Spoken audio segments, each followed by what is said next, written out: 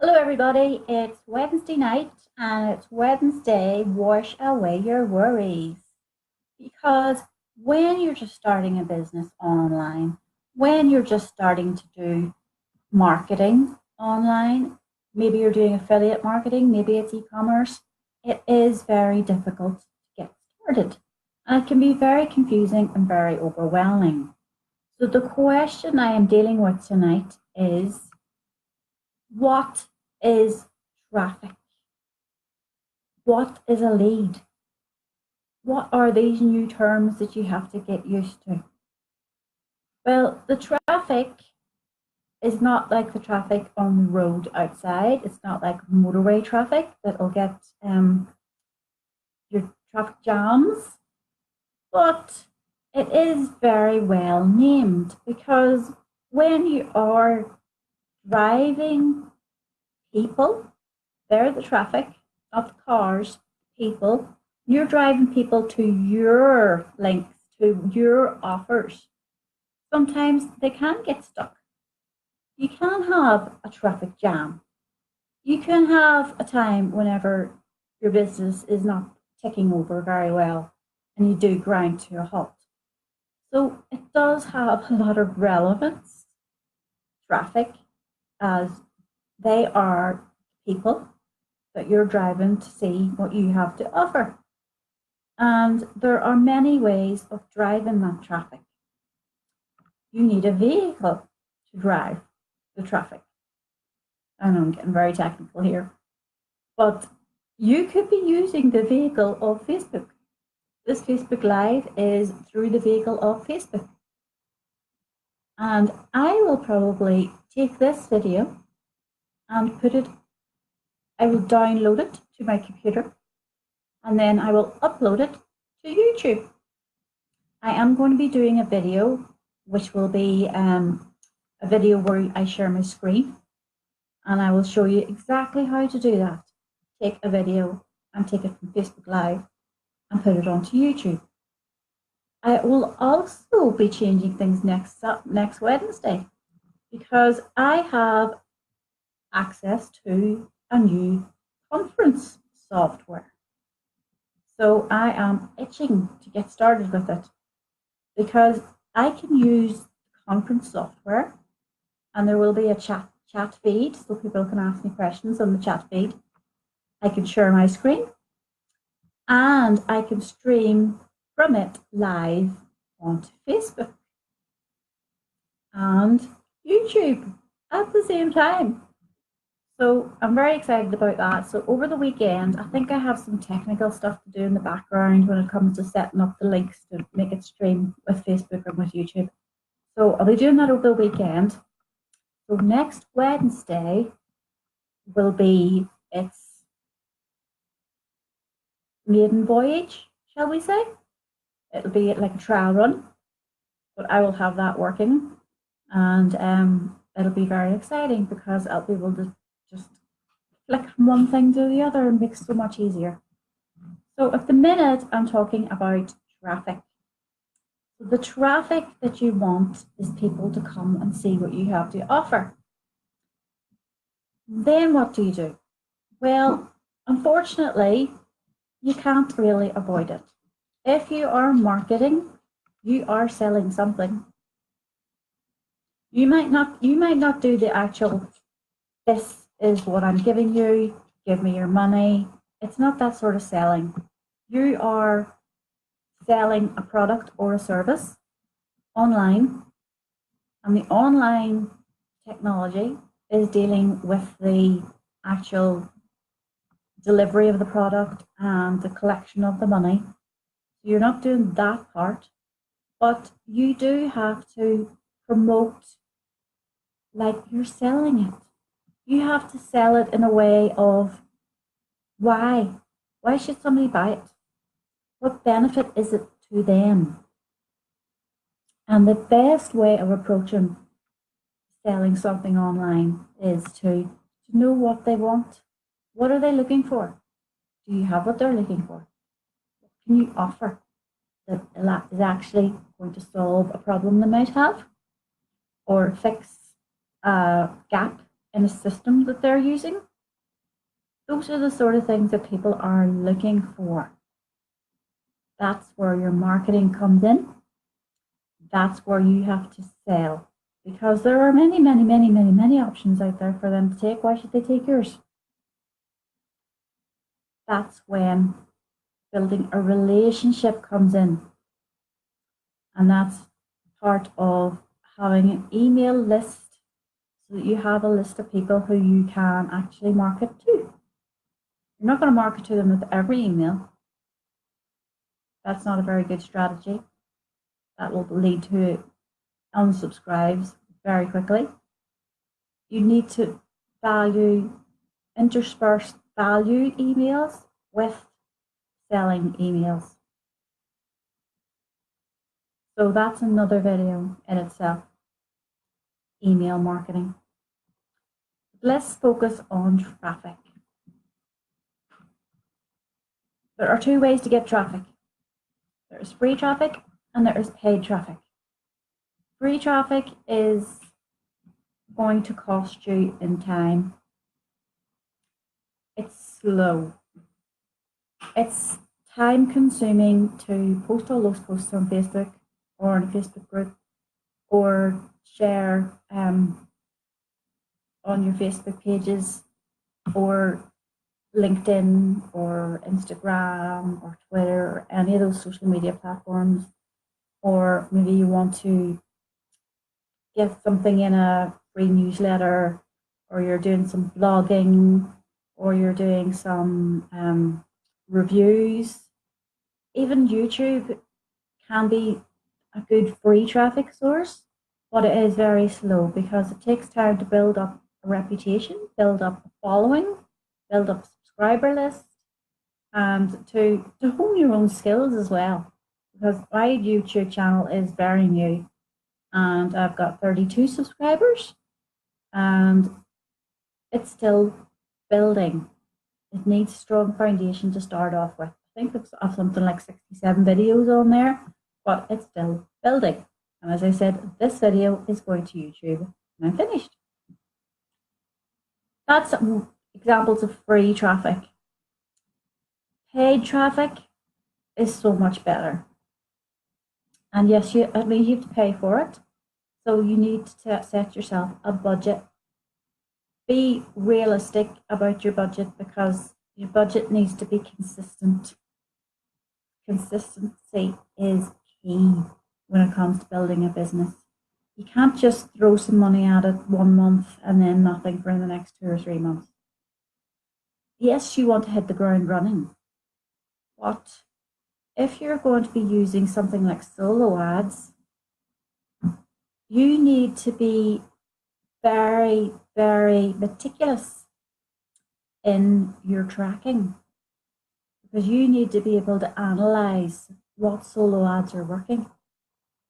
There are so many solo ad vendors out there.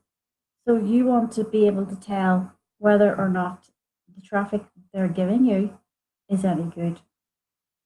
Yes, you can look at reviews if you've got your solo ad vendor from somewhere like Udemy. They have reviews and you can have a look and see what other people are saying about them. And if they have repeat customers, that's usually a very good sign. But you also want to build a relationship with the solo ad vendor. They're in it. That's their work. That's their job. That's what they do. They want repeat customers. So if you think you've found a solo ad vendor that is going to give you good traffic, you need to be thinking, right, I'm going to be negotiating with them. If I can offer them a 3-month commitment, will that bring the price down? You don't want the quality to suffer, but you do want to get a good price. You want to be aiming for 50 cents per click and then lower. Be careful with it, and don't be emotional about it. Don't get attached to a solo ad vendor. If their traffic isn't working for you anymore, then you need to look elsewhere. You do have to be clear, focused, unemotional. Don't get attached. it's business. And whenever you have a solo ad vendor that's giving you good traffic, then you can scale up. Start with a low package. No, I don't think anybody will go any lower than 100 clicks. But you tell them that it's a test package. You tell them that you're looking for good quality traffic. A lot of them, when you tell them what company, what product you're promoting, a lot of them will already know and may have already promoted for that company before. And that is a good sign that they know what they're doing. So that's solo ads vendors as a way of having paid traffic. There's also Facebook ads. That is a skill in itself. If you're going to venture into Facebook ads, you do need training on it. You do need the information.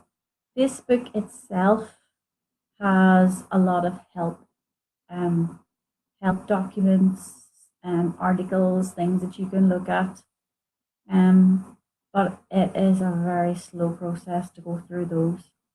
They do have people now that'll chat with you and help you to sort out the answer to some questions you might have. That's good. But I would recommend doing a course of some kind. I really would. And having some way of joining a group, maybe in the companies that you're promoting, the products you're promoting. There should be a group or something where you can bounce ideas off other people and ask them their opinions and find out what works for them with Facebook ads. Because you do need to know how to measure Facebook ads, how you're going to know what ad's working and why it's working and why something's not working. Because it's like all tracking, you need to understand what it's telling you. YouTube has their own ads as well. Again, you need to be very wise and know what you're doing in there. I've done a couple, and to be honest, I'm not very willing to go the extra mile to put more into it, because I'm a firm believer in mastering one skill before you move on to try and find more.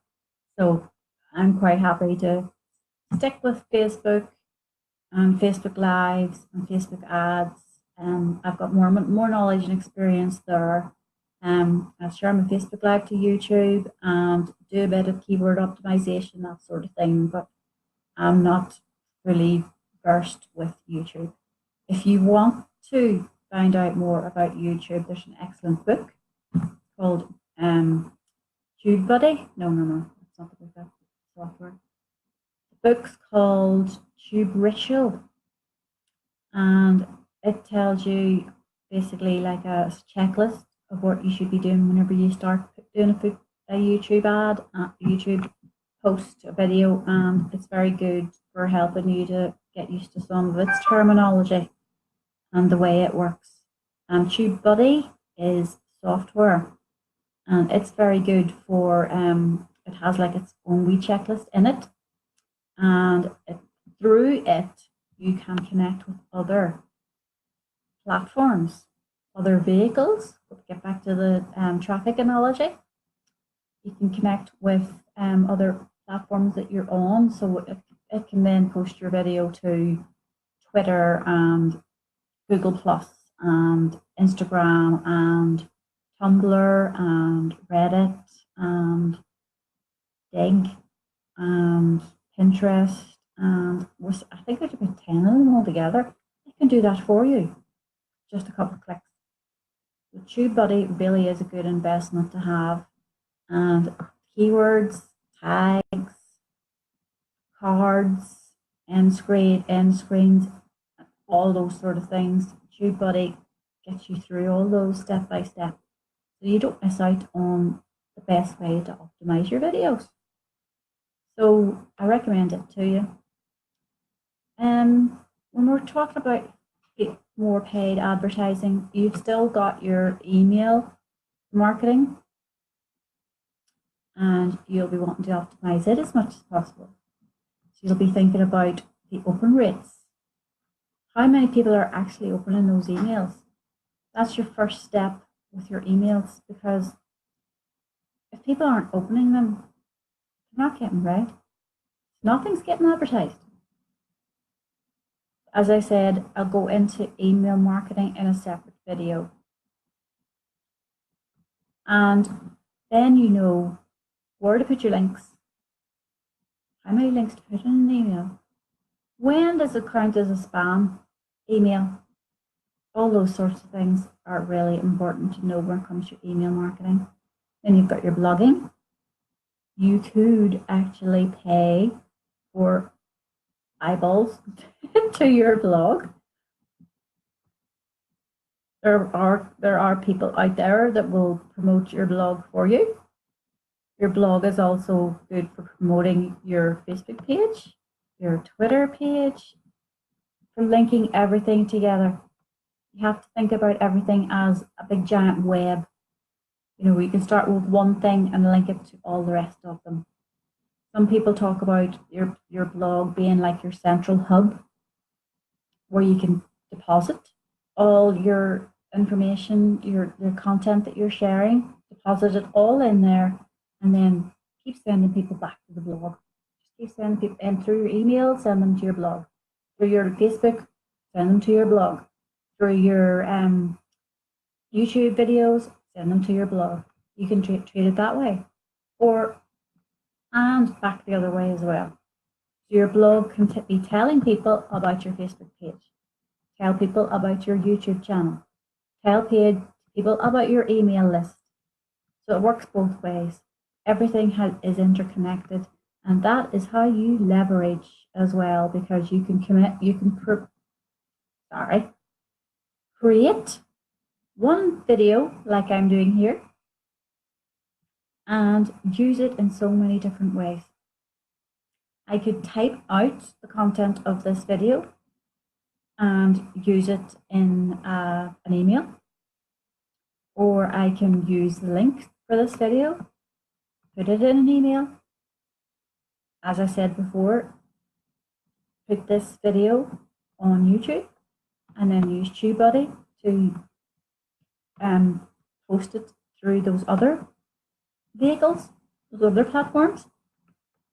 The list is endless.